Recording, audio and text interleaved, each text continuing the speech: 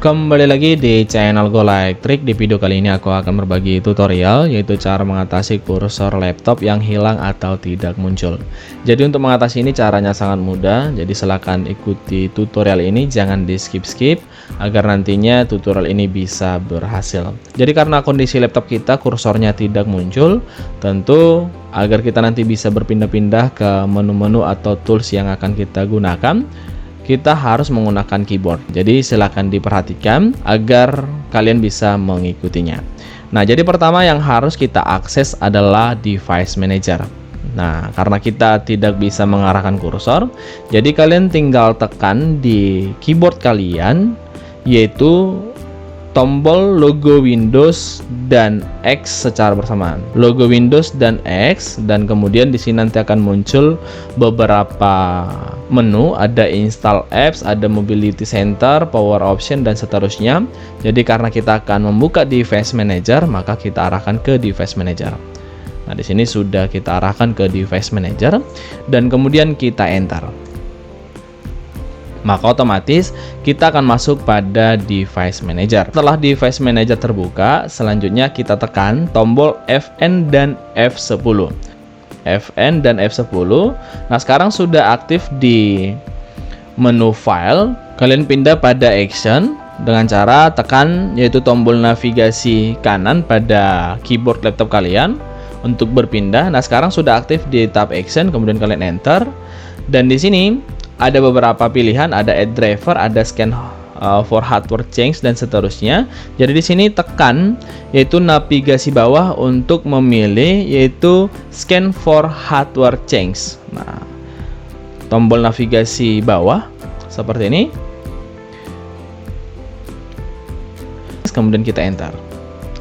Tunggu sebentar. Nah, ini sudah selesai, dan selanjutnya kita restart laptop kita dengan cara tekan Alt F4.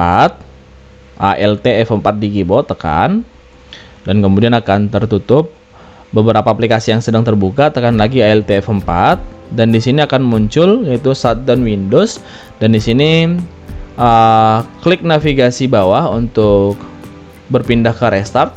Nah, ini sudah restart, lalu tekan enter untuk melakukan restart laptop atau PC kita. Kita tekan enter. Setelah laptop kita menyala kembali, coba kita cek apakah kursornya sudah muncul atau tidak. Namun jika tidak muncul juga, maka kita masuk ke cara berikutnya. Cara berikutnya, kalian tekan lagi yaitu tombol Windows dan X di keyboard kalian, Windows dan X, dan selanjutnya kita tekan tombol navigasi ke bawah pada keyboard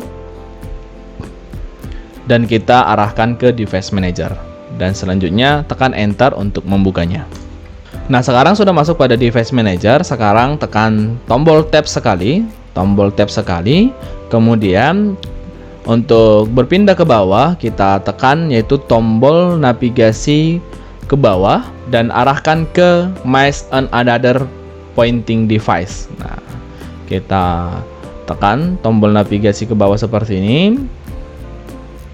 Oke, dan kemudian setelah sudah berada pada Mice and Another Pointing Device, sekarang tekan tombol navigasi ke kanan untuk menampilkan driver yang tersedia. Tekan seperti ini, dan biasanya teman-teman di beberapa laptop ini akan tersedia beberapa atau mungkin hanya satu seperti yang saya punya. Nah, jadi sekarang kita berpindah ke driver yang pertama. Jadi jika ada nanti dua driver, kalian lakukan hal yang sama seperti yang saya lakukan. Oke, jadi kita pindah ke driver yang pertama. Untuk yang punya saya adalah the compliant mouse. Jadi kita tekan navigasi ke bawah untuk berpindah ke sana, dan kemudian di sini kita tekan enter. Setelah berpindah ke driver yang pertama, kita tekan enter, dan setelah muncul tampilan seperti ini, tekan tombol tab, dan kemudian tekan tombol tab lagi hingga aktif di menu di general. Nah, tekan tab hingga aktif di menu general seperti ini. Nah, sudah aktif di menu di general. Sekarang kita berpindah ke tab driver dengan cara tekan navigasi ke kanan. Nah, sudah berpindah ke tab driver, dan selanjutnya kita tekan tombol tab untuk berpindah ke update driver. Tekan tab, Ini kita tekan tombol tab sekali lagi hingga masuk ke update driver. Nah, sudah. Sekarang kita tekan tombol enter. Nah, sudah. Di sini ada dua pilihan, teman-teman. Ada search automatically for driver dan browse my computer driver. Jadi kita berpindah pada browse my computer dengan cara tekan tombol navigasi ke bawah dan kemudian enter. Dan selanjutnya setelah muncul tampilan seperti ini, tekan tombol tab hingga berpindah pada let me pick from a list dan seterusnya yang tanda panah itu. Nah, kita tekan tombol tab beberapa kali. Nah, ini sudah aktif ada let me pick from a list of available dan seterusnya yang icon panah itu. Kemudian di sini kita tekan enter.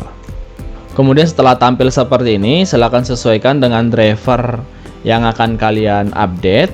Nah, di sini untuk driver yang akan kita update adalah HID Complaint Mouse. Maka di sini kita tekan tombol navigasi ke bawah seperti ini untuk mengaktifkan. Nah, di sini sudah aktif dan kemudian kita tekan enter.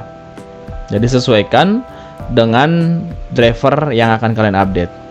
Kita enter, tunggu sebentar. Setelah selesai, kalian tekan escape dan selanjutnya untuk menutup kalian tekan tab hingga dia berpindah ke close. Nah, sudah. Dan jika ada driver yang kedua yang tersedia pada mice and other pointing device, silakan lakukan hal yang sama. Jadi silakan diupdate. Setelah berhasil mengupdate semua driver yang ada pada mice and another pointing device, kita akan merestart laptop kita. Jadi sebelum kita reset, pastikan dulu jika ada dua driver yang terinstall pada mice and another pointing device ini, kalian lakukan hal yang sama seperti yang sudah saya lakukan. Nah, jika sudah, karena kebetulan laptop saya hanya satu driver di sini, maka kita lanjutkan ke restart laptop kita. Tekan tombol Alt F4. Nah, Alt F4 dan kemudian selanjutnya tekan lagi Alt F4 hingga muncul tampilan seperti ini. Dan di sini tekan tombol navigasi ke bawah hingga muncul restart dan selanjutnya tekan enter. Setelah laptop kita sudah menyala kembali setelah di restart, maka saya yakin laptop kita sudah normal kembali, yaitu kursornya sudah muncul dan sudah bisa kita gerakkan. Nah, seperti ini. Seperti punya saya sudah normal kembali. Namun jika tidak normal juga, mungkin ada masalah di Windows kalian atau pada hardware touchpad laptop kalian. Nah, jadi cukup sekian teman-teman tutorial yang bisa saya bagikan hari ini. Dan jika ada pertanyaan, silahkan tinggalkan pesan di komentar agar bisa kita diskusikan. Terima kasih.